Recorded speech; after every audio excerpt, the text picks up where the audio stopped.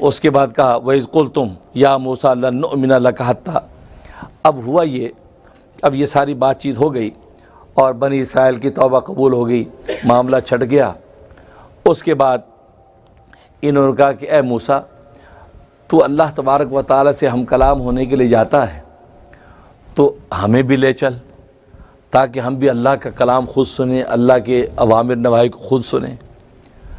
تو حضرت موسیٰ علیہ السلام نے اللہ سے دعا کی تو اللہ تبارک و تعالیٰ نے فرمایا کہ ان میں سے 70 لوگ جو ہے وہ متعین کر لو، جو اچھے سمجھدار لوگ ان میں سے نیک صالح، وہ 70 لوگ لے لو، ان 70 لوگوں کو لے کے کوہ طور پہ آ جاؤ، اس کے سامنے ہم کلام ہوگا تو میرے ہم کلامی کو کلام کو سن لیں گے۔ چنانچہ موسیٰ علیہ السلام نے 70 لوگ اس میں سے تیار کیے جو اس میں متقی صالح تھے، اور کہا کہ تم لوگ غسل کرو، پاکیزہ ہو جاؤ، روزہ رکھ لو، اور روزے رکھ کے کپڑے اچھے پہن لو۔ اب اس کے بعد اب ہم اللہ تبارک و تعالیٰ کے وہاں کوہ طور پہ چلتے ہیں۔ ان 70 لوگوں کو لے کے موسیٰ علیہ السلام کوہ طور پہ پہنچ گئے۔ اب جب وہاں پہنچے ہیں، اب ظاہر ہے کہ اللہ تبارک و تعالیٰ نے ہم کلام ہونا تھا، تو ایک بادل ستون کی شکل میں بادل اترا، موسیٰ علیہ السلام اس بادل کے اندر داخل ہو گئے۔ اب اللہ تبارک و تعالیٰ سے گفتگو شروع ہو گئی، یہ 70 لوگ یہ سارا نظارہ دیکھ رہے ہیں۔ اب اللہ تبارک و تعالیٰ موسیٰ علیہ السلام سے گفتگو کر رہے ہیں، موسیٰ نظر نہیں آ رہے کیونکہ اس بادل کے ستون نے ان کو ڈھانپ لیا۔ اب اللہ تبارک و تعالیٰ موسیٰ سے کہہ رہے کہ میں تیرا رب اللہ ہوں، اور اوامر اور نواہی احکامات دے رہے ہیں موسیٰ کو۔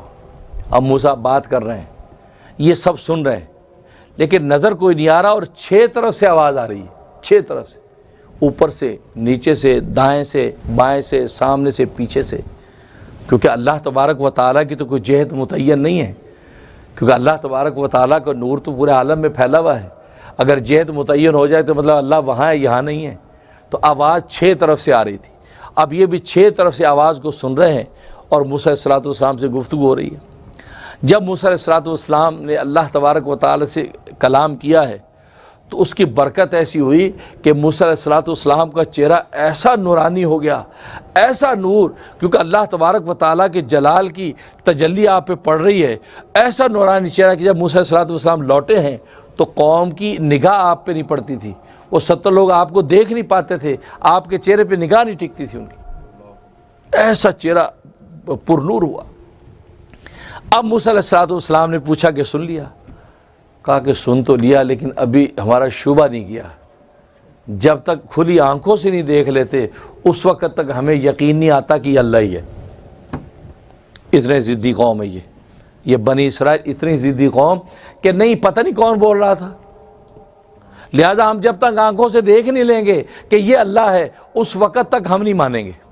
اسی کو کہہ رہے ہیں وَإِذْ قُلْتُمْ، یاد کرو تم اس وقت کو کہ جب تم لوگوں نے کہا اے موسیٰ لن نؤمن لک، ہم تجھ پر ایمان نہیں لائیں گے حتی نر اللہ جہرتاً، جب تک کھلی آنکھوں سے اللہ کو نہیں دیکھ لیں گے۔ حالانکہ یہ بھی کہنا ان کی حماقت تھی، اگر کھلی آنکھوں سے اللہ کو دیکھ بھی لیتے تو بھی یہ کہہ سکتے تھے ہمیں کیا پتہ اللہ یہی ہے، یہ کہہ سکتے تھے نا، تو شبہ تو پھر بھی رہتا، کیونکہ انہوں نے کون سا اللہ پہلے دیکھا ہوا ہے، تو کہتا موسیٰ ہمیں کیا پتہ اللہ یہی ہے، ہو سکتا ہے اللہ، تم نے کہا جی اللہ، یہ دکھا دیا اللہ ہے، تو یہ شبہ تو پھر بھی باقی رہتا۔ یہ تو بات دل کے اعتقاد کی تھی، یہ تو دل کے یقین کی تھی، تمہیں دل کے یقین پر فیصلہ کرنا چاہیے تھا، اور اللہ کا معاملہ ایسا ہے یہ دل کے یقین پر چلتا ہے، اس لیے امت محمدیہ میں اللہ تبارک و تعالی نے احسان کیا کہ دل کے یقین کے ساتھ تم مان لو کہ اللہ ہے اور ہم اللہ کے بندے ہیں اور اس اللہ کے سامنے جھکتے ہیں، بس بات ختم۔ اگر تم آنکھوں سے خدا کو دیکھ بھی لو تو تم یہ کہہ سکتے ہو ہمیں کیا پتہ یہ اللہ ہے، کہہ سکتے۔ تو دیکھو ہمارے نبی کو یہی تعلیم ہوئی اور امت نے اسی سبق کو سیکھا کہ دل کی آنکھ سے خدا کو دیکھ کے ہم سجدے میں گرتے ہیں، دل کی آنکھ سے خدا کو دیکھ کے رکوع میں کھڑے ہیں، دل کی آنکھ سے خدا کو دیکھ کے تشہد میں بیٹھتے ہیں، دل کی آنکھ سے خدا کو دیکھ کے قبلے کی طرف جھک جاتے ہیں۔ ہمیں اپنی سر کی آنکھوں سے خدا کو دیکھنا ہی نہیں ہے، نہ ہمیں اس بات کی تمنا ہے، کیونکہ اگر دیکھ بھی لیں تو یہ کون بتائے گا کہ یہی اللہ ہے، تو شبہ تو باقی رہا۔ اس لیے آج بہت سے لوگ کہتے ہیں جی اللہ ہے تو نظر کیوں نہیں آتا، تو اس سے پتہ چلا کہ اگر نظر آ بھی جائے تو بھی فائدہ نہیں ہے، شبہ کا جواب آپ کو مل رہا ہے کہ آج خدا نظر آ بھی ہے تو کوئی فائدہ نہیں ہے. کیوں؟ اس لیے کہ تم کہہ سکتے ہو ہمیں کیا پتہ یہ اللہ. کیونکہ ایک نظیر کسی چیز کی آپ نے پہلے دیکھی ہو تبھی آپ اس کو مانیں گے.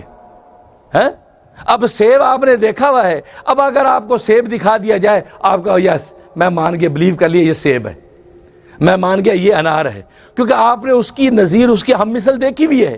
اور اللہ کی شاید لا نظیر لہو لا مثل لہو, اللہ کی نظیر بھی کوئی نہیں ہے, اللہ کا مثل بھی کوئی نہیں ہے. اللہ اپنا آپ دکھا بھی دے تو پھر بھی تم یہ کہہ سکتے ہو کہ ہمیں کیا پتہ یہ اللہ ہے, ہو سکتا ہے اللہ نہ ہو. یہ جواب ہے نا. تو ایتھیسٹ کا یہ بھی جواب ہے کہ جی ٹھیک ہے اللہ اگر دکھا بھی دے اپنے آپ کو فائدہ نہیں ہے, کیونکہ اللہ کی کوئی نظیر نہیں, اللہ کی کوئی مثل نہیں. تو اس دیکھے ہوئے سراپے کو کہہ سکتے ہو یہ تو کوئی جادوگری ہے, یہ تو میجک ہے, تم نے میجک کے ساتھ مجھے کچھ دکھا دیا ہے, یہی اللہ ہے, اس کی کیا دلیل ہے؟ تو لہذا فائدہ نہیں ہے. فائدہ یہی ہے کہ دل کی آنکھ سے خدا کو مان لو تو بغیر دیکھے. اس لیے ایمان بالغیب کی قیمت ہے یؤمنون بالغیب, جس نے غیب پر ایمان لایا وہ اللہ کا محبوب ہو گیا. اللہ اکبر, اللہ اکبر.